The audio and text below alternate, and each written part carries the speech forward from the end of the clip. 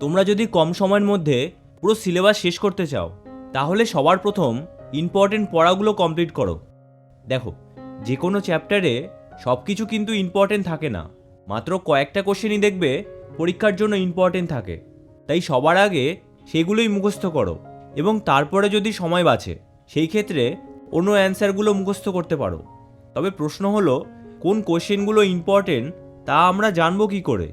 দেখো, তোমরা এর জন্য আগের 5 বছরের কোশ্চেন পেপার খুব ভালো করে প্র্যাকটিস করো, তাহলে সহজেই বুঝতে পারবে যে কী ধরনের কোশ্চেন পরীক্ষায় আসতে পারে। তোমরা যদি এই কোশ্চেনগুলো বারবার প্র্যাকটিস করো তাহলে কোন অ্যান্সারগুলো আগে লিখতে হবে তারও একটা আইডিয়া হয়ে যাবে, ফলে পরীক্ষায় গিয়ে দেখবে অনেক সুবিধা হবে। তোমরা এই 5 বছরের কোশ্চেন পেপার যে কোনো লাইব্রেরিতেই পেয়ে যাবে। এছাড়া সহায়িকা বইতেও তোমরা এই কোশ্চেনগুলো পেয়ে যাবে। জেগে ওঠো চ্যানেলে তোমাদের সবাইকে স্বাগত। তোমরা যদি কম সময়ের মধ্যে পুরো সিলেবাস শেষ করতে চাও তাহলে এই 4টে পদ্ধতি অবশ্যই ফলো করতে হবে। নাম্বার 1, এই সময় কখন কি পড়তে হবে তা আগে থেকেই প্ল্যান করে নাও, তাহলে পড়তে বসে সেই সব নিয়ে ভাবতে হবে না, ফলে মনোযোগ দিয়ে পড়াশোনা করতে পারবে।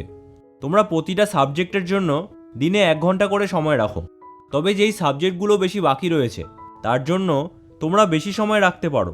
এবার সারাদিনে আমরা কী রুটিন ফলো করব সেটাই এখন আমরা দেখব। নাম্বার 2, তোমরা সারাদিনে যে 24 ঘন্টা সময় পাচ্ছ সেই 24 ঘন্টাকে তোমরা কয়েকটা ভাগে ভাগ করে নাও।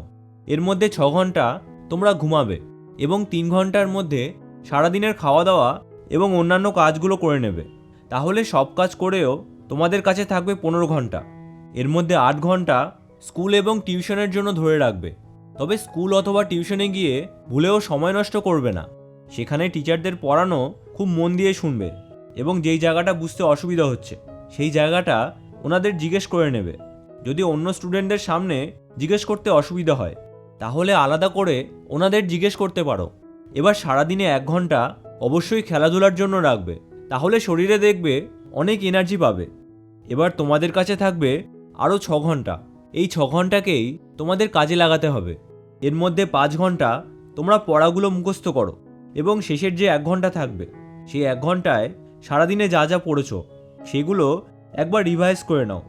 তোমরা সময়ের হিসেব রাখার জন্য প্রত্যেক 1 ঘন্টায় অ্যালার্ম দিয়ে রাখো, তাহলে অ্যালার্ম বেজে উঠলে তোমরা বুঝতে পারবে যে তোমাদের কাছে আর কতটা সময় আছে, ফলে সময় নষ্ট করতে একদমই ইচ্ছা করবে না। এছাড়া প্রত্যেক ঘন্টায় কি পড়াশোনা করলে তাও তোমরা হিসেব রাখতে পারবে। তোমরা যদি এইভাবে প্ল্যানিং অনুযায়ী পড়াশোনা করো তাহলে পড়াশোনা করতে এমনিই ভালো লাগবে। নাম্বার 3, আমরা যদি একটানা অনেক ঘন্টা পড়াশোনা করি তাহলে এক সময় গিয়ে আমাদের এনার্জি একদম শেষ হয়ে যায়, ফলে এর পরে আর পড়তে বসতে ইচ্ছা হয় না। তাই এই রকম পরিস্থিতি যাতে না হয় তার জন্য 1 ঘন্টা পড়াশোনা করলে তোমরা 10 মিনিটের জন্য রেস্ট নিয়ে নেবে। তবে এই রেস্ট নেওয়ার সময় এই না যে বসে মোবাইল ইউজ করছো, কারণ তাহলে আর পড়তে বসতেই ইচ্ছা হবে না। তাই এই 10 মিনিট বাইরের পরিবেশ দেখতে পারো, অথবা একটু আগে যেগুলো পড়েছিলে সেগুলোই চোখ বন্ধ করে মনে করতে পারো। তাহলে রেস্ট নেওয়ার পর যখন পড়তে বসবে তখন দেখবে এনার্জি অনেক বেড়ে গেছে, ফলে মনোযোগ দিয়ে পড়াশোনা করতে পারবে। নাম্বার 4, তোমরা যতটুকু মুখস্থ করবে ততটুকুই খাতায় না দেখে লেখার চেষ্টা করো, তাহলে সহজেই বুঝতে পারবে যে পড়াটা সত্যিই মুখস্থ হয়েছে কিনা। এছাড়া খাতায় লিখে প্র্যাকটিস করার আরও একটা সুবিধা আছে। আমাদের পড়ার সময় অন্য কথা মাথায় আসতে পারে, কিন্তু লেখার সময় যেহেতু বিষয়টা মনে করে লিখতে হয় তাই চাইলেও অন্য কথা আমরা মাথায় আনতে পারি না। তাই তোমাদের যদি পড়ার সময় অন্য সব কথা মনে পড়ে যায় তাহলে আজ থেকেই লেখার অভ্যাস করো। তোমরা যদি ঘড়ি ধরে লেখার প্র্যাকটিস করো তাহলে লেখার স্পিড অনেকটাই বেড়ে যাবে, ফলে পরীক্ষায় গিয়ে সব অ্যান্সারই লিখে আসতে পারবে। আশা করছি এই পদ্ধতিগুলো তোমাদের অনেক সাহায্য করবে।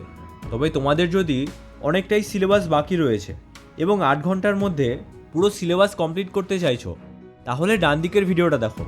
আর যদি পরীক্ষার দিন সকালে কি পড়বে সেই বিষয়ে জানতে চাইছো তাহলে বাঁ দিকের ভিডিওটা দেখো। তাহলে তোমাদের সাথে ওই ভিডিওতেই দেখা হচ্ছে। ভিডিওটা ভালো লাগলে চ্যানেলটা অবশ্যই সাবস্ক্রাইব করো।